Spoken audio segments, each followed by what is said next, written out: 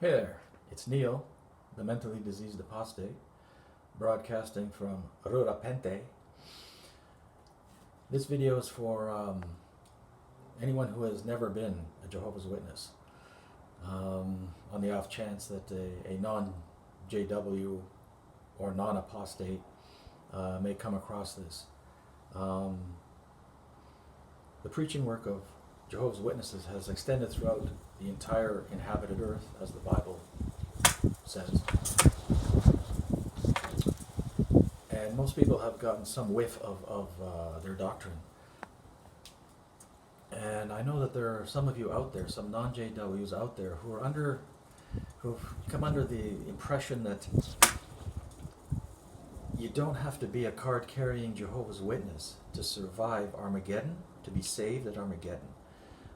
That all you have to do is regurgitate the name Jehovah every so often to a colleague, a co-worker, a friend, a family member, and that will be enough to save you. And that's because that's what Jehovah's Witnesses kind of tell you at the doors when they preach to you. When you have a Jehovah's Witness come to your door, if you would ask them directly, hey, listen, if I'm not a Jehovah's Witness at Armageddon, will I be destroyed by Jehovah and Jesus? Jehovah's Witnesses will not give you a straight answer. They'll tell you something like, well, it's not up to us. It's only Jehovah who can read your heart, and he will make the final judgment. Giving you the impression that if you're a good person, and let's face it, we all believe we're good people. We all believe we have good hearts. I'll bet Charles Manson believed he had a good heart.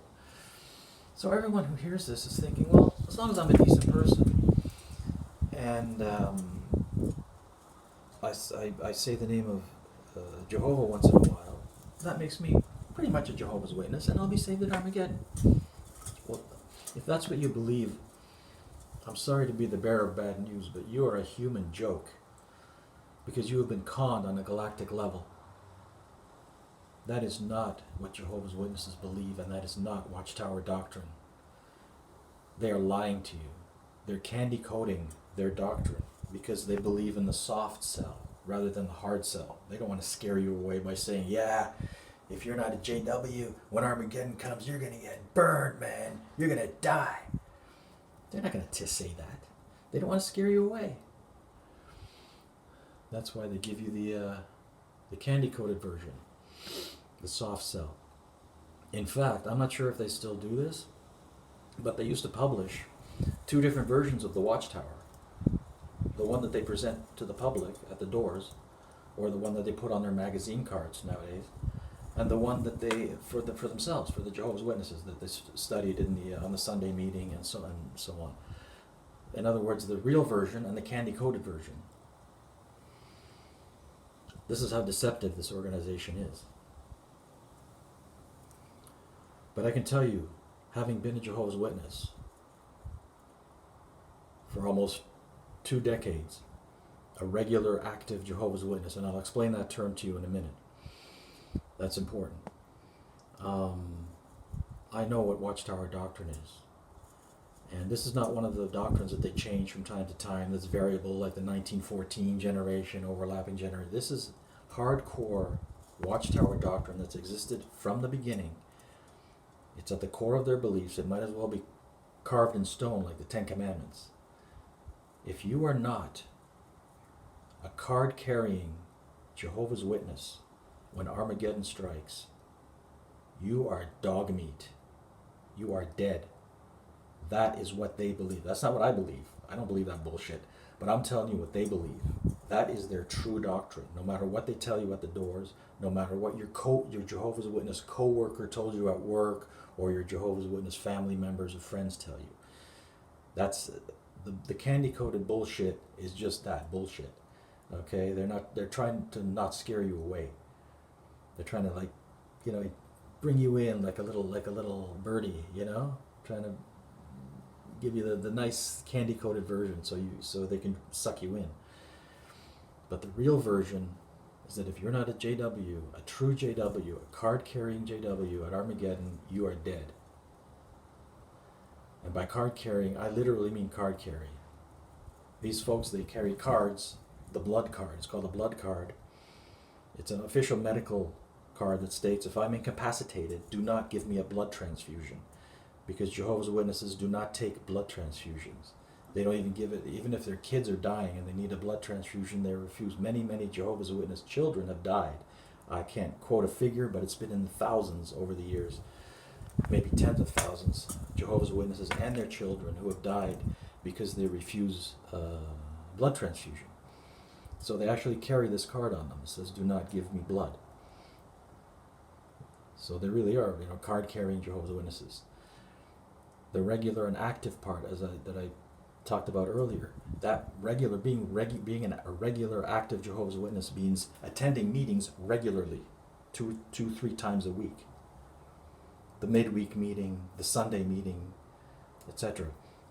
And also being a publisher, going from door to door regularly. That's like every week, okay? Regular Jehovah's Witness, card-carrying Jehovah's Witness, and a dedicated and baptized Jehovah's Witness. You are not a Jehovah's Witness if you have not dedicated yourself and been baptized. Don't fool yourself, people, no matter what they tell you. To become a real Jehovah's Witness, you have to take an oath. Kind of like joining the military.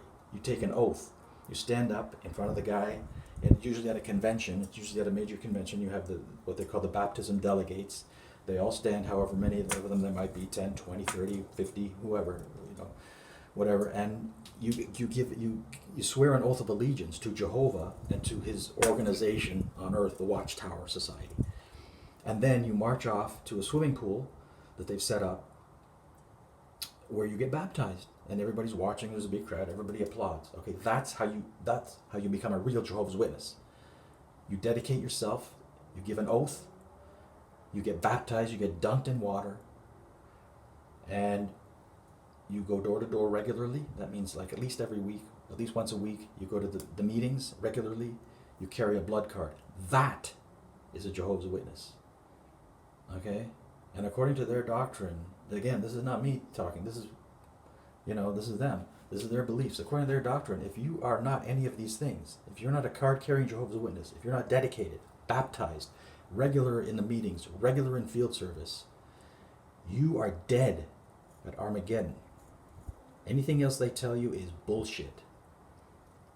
At Armageddon, you're going to be, as Anthony Morris put it, you're going to be roasted and split open like a hot dog.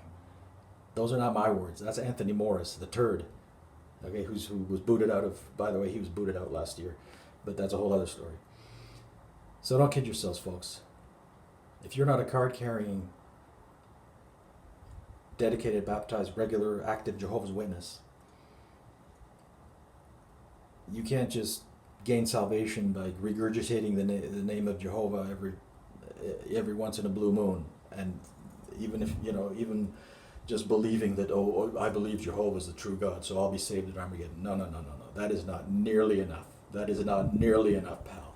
I suggest the next time you feel the temptation to spew out the name Jehovah because you think you're a Jehovah's Witness, save your breath. You're going to need it for all the fireballs you're going to be running from when Jesus hurls them at you at Armageddon.